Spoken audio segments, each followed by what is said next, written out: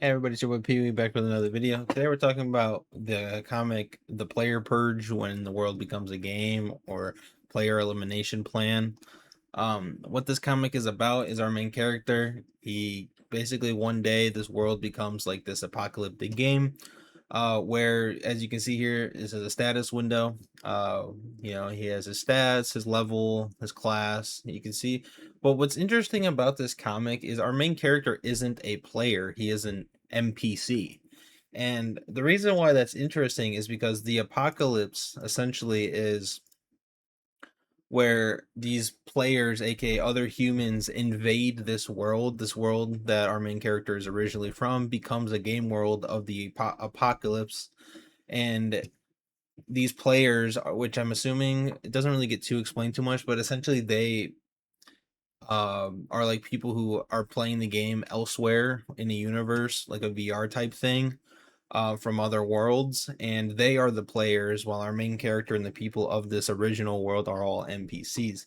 The NPCs are able to choose a faction, whether to remain in this NPC faction or join the player faction. As you can see here, but only 10% of like the NPCs can join the player faction, but they are able to. Um, what's and so our Before the apocalypse starts, our main character is given essentially time to gather up points by killing these like zombies and whatnot, because as I said, this is an apocalyptic game.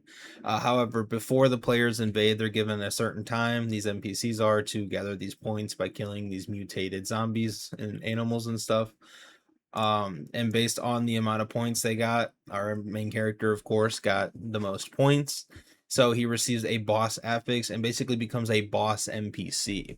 Now, it's different the way the power leveling works in this comic, because yes, he's allowed to get skills and everything, but his level doesn't actually ever increase on his own.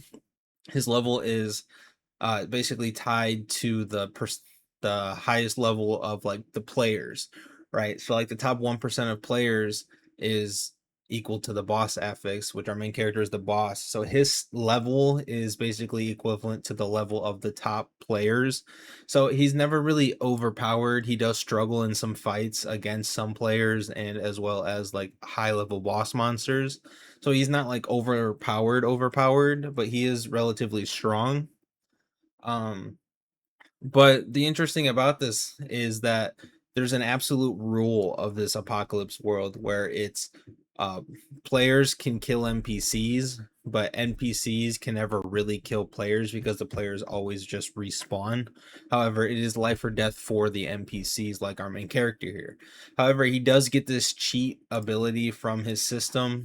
This is his system. It's a little dragon hatchling thing. He's just called himself a clone of the Titan intelligence, which is essentially what this entire system, and giving him the stat window and points and all this stuff. The Apocalypse game has its own set of rules.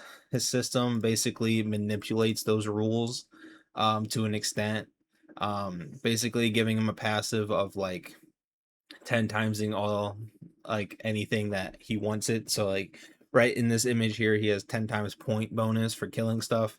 However, he can do like 10 times the percentage chance on one of his passives. Like he gets like a crafting passive that has like a 0.1% chance to get a legendary drop.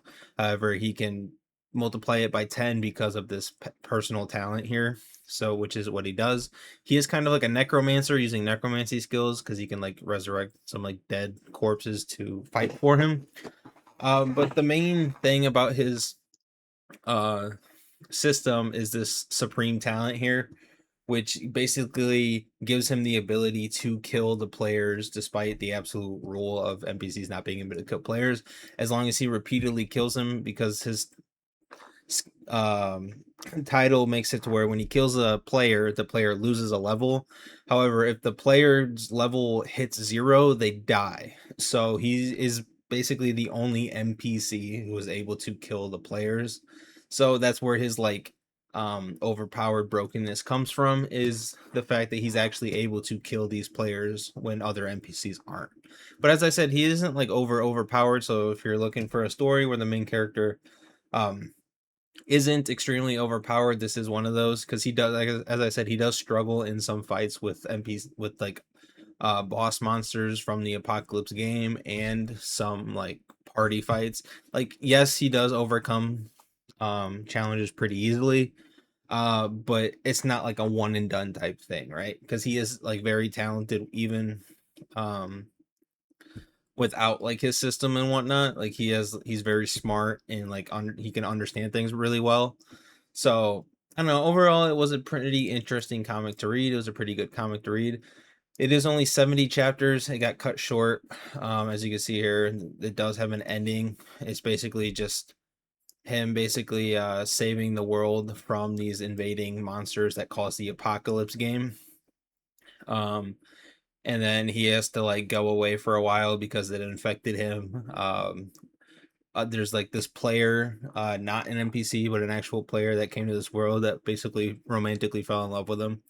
At least that's what it's implied, because she's like, you know what, like, yeah, this world would be safe and I don't have to fight anymore, but like he's gone, and so she's like, take me with you, and so he takes her with him, and then like it just says 6 months later, he's back, and that's how it ends. So it's not really a good ending. It's pretty terrible, but at least it's an ending. It's a very rushed one because the comic did get axed after 70 chapters. So what more could you ask for? But that's basically what I wanted to talk about today, was just a review of this comic. There's multiple different classes. There's like assassins and marksmen and beast tamers, and our main character who is like some skeleton like knight type thing, phantom knight. So there are a bunch of like rare classes and whatnot, but we didn't really get into too much detail, because it's like the first 50 something chapters is him basically just leaving the novice village, and then all of a sudden 20 chapters later, he's saving the world, beating everything, yada yada yada, because it was extremely rushed. So the ending kind of sucks, but overall it's a decent read for 70 chapters if you just want something to pass the time. But that's basically what I want to talk about today. Leave a like, leave a sub, and I'll see you guys in the next one. Peace.